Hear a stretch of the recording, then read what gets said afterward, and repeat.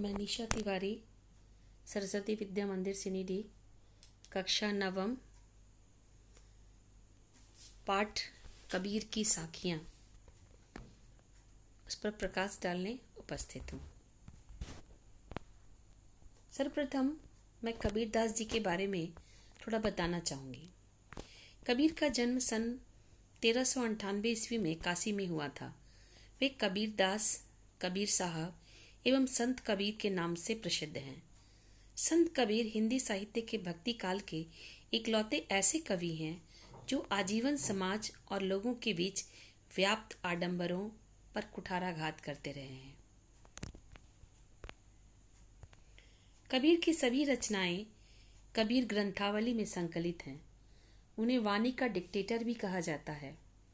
उनकी भाषा अनगढ़ होते हुए भी भावाभिव्यक्ति में सशक्त है।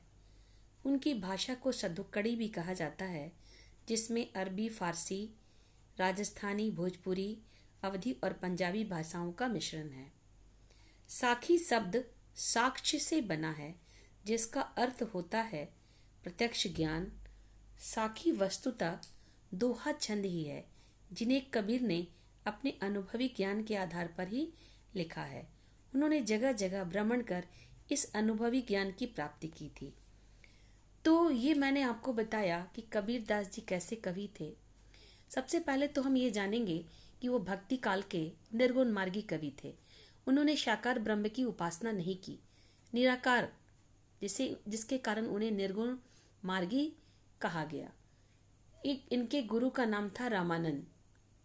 ये रामानंद के शिष्य थे और इनकी भाषा सधुक्कड़ी, उल्टी पुल्टी भाषा, सब भाषाओं का मिश्रण इनकी साखियां में देखने को प्राप्त होता है। सब कुछ वो हमें प्राप्त होता है देखने को।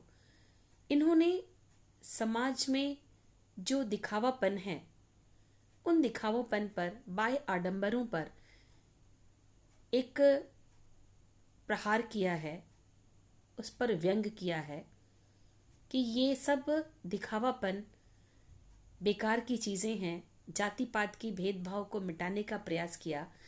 ब्रह्म तत्व, ईश्वर को एक माना, सब धर्म समान की बात कही।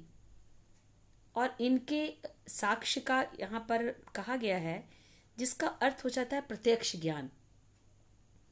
इन्होंने कहा है, मसी कागज छुओ नहीं, कलम गयो नहीं हाथ। इन्होंने कभी कलम और इसको हाथ नहीं लगाया, कागज को हाथ नहीं लगाया, लेकिन अंतर ज्ञान से हमें बहुत कुछ बताने का प्रयास किया है। तो कबीर दास जी मन की ज्ञान से, अंतर ज्ञान से हमें बहुत सारी बातें बताते हैं। यहाँ हम लोग कबीर दास की साखियों के बारे में पढ़ेंगे। मान सरोवर सुभर जल, हंसा केली कराही, मुक्ता फल मुक्ता चुगे, अब उड़ी अनंत न जाही।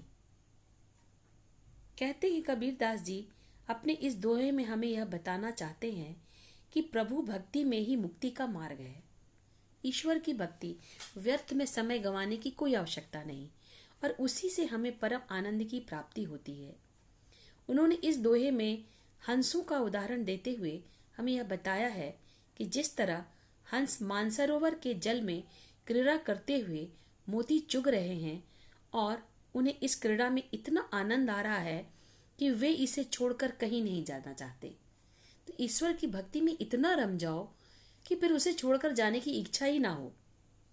उसी तरह जब मनुष्य ईश्वर भक्ति में खुद को लीन करके परम मोक्ष की प्राप्ति करेगा, तो मनुष्य को इस मार्ग में अर्थात प्रभु भक्ति में इतना आनंद आएगा कि वह इस मार्ग को छोड़कर कहीं और नहीं जाएगा और निरंतर पर प्रभु भक्ति में लगा रहेगा। लेकिन इसके लिए उसे नित्य निरंतर प्रभु की भक्ति में लगना होगा, मन की दुविधाओं को दूर करके। अगला दोहा। प्रेमी ढूंढत मैं फिरूं, प्रेमी मिले न कोई, प्रेमी को प्रेमी मिले, सब विष अमृत होई। उन्होंने इस दोहे में कबीर दास जी ने दो भक्तों के आपसी प्रेम भावना के बारे में बताया है कि आपसी प्रेम क्या है। कवि के अनुसार जब दो सच्चे प्रभु भक्त आपस में मिलते हैं तो उनके बीच के भेदभाव, ऊंच नीच, क्लेश इत्यादि विष रूपी दुर्भावनाएं नहीं होती, क्योंकि दोनों ही सच्चे हैं। तो उनके अंदर की जो दुर्भावनाएं हैं वो है ही नहीं। इस तरह पाप भी पुण्य में परिवर्तित हो जाता है। लेकिन यह होना अर्थात एक सच्चे भक्त की दूसरे सच्चे भक्त से मिलन होना बहुत ही दुर्लभ है।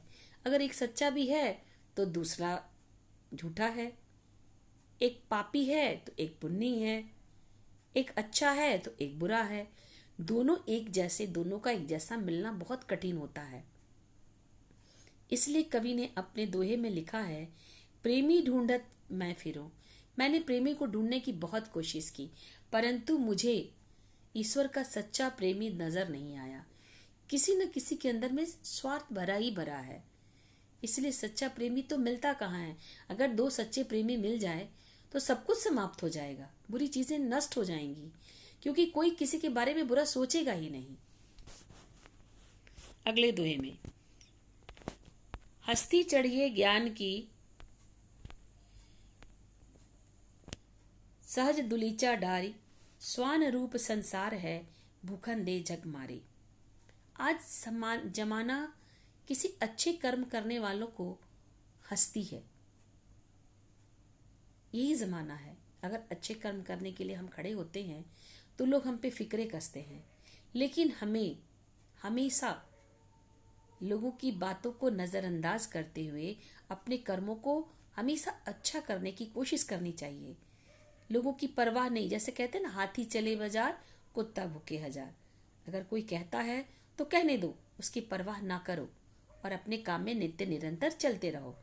ठीक उसी प्रकार जैसे ज्ञान रूपी हाथी जब चलती है तो क्या होता है, आसन मारकर चलती है। स्वान रूपी संसार तो कुत्ते के समान है, ये भुगता रहेगा, कहता रहेगा।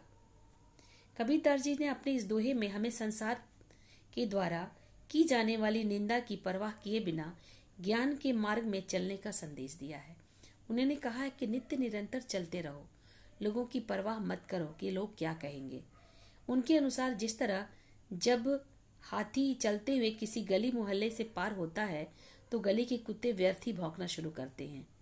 जब उनकी भौंकने से कुछ नहीं बदलता है और इसी वजह से हाथी उनके भौंकने को अनसुना कर बिना किसी प्रतिक्रिया के स्वाभाविक रूप से सीधा अपने मार्ग पर चलते जाता है, उसी तरह कवि चाहते हैं कि हम अपने ज्ञान रूपी हाथी में सवार होकर इस समाज की निंदा की परवाह किए बिना निरंतर भक्ति के मार्ग में चलते रहें। एकदम ईश्वर की भक्ति में रम जाएं, लोग क्या कहते हैं उसकी परवाह ना करें। क्योंकि जब भी आप कोई ऐसा काम करने जाएंगे तो साधारण मनुष्य के लिए कठिन हो या फिर कुछ अलग है, तो आपके आस पड़ोस के लोग, ये समाज आपको ऐसी ही बात कहेंगे जिससे आपका मनोबल कमजोर हो जाए। इसलिए कवि चाहते हैं कि हम इन बातों को अनसुना कर अपने कर्म पर ध्यान दें और नित्य निरंतर अपने कर्म के प्रति सजग रहें, अपने कार्यों को करें, लोगों की परवाह को ना करें, लोगों की बातों को अनसुना कर दें। तो कबीरदास जी ने अपने दोहों के माध्यम से हमें बहुत सारी बातें, एक सच्चा ज्ञान देने की कोशिश की है। शेष हम लोग अगले वीडियो में। धन्यवाद।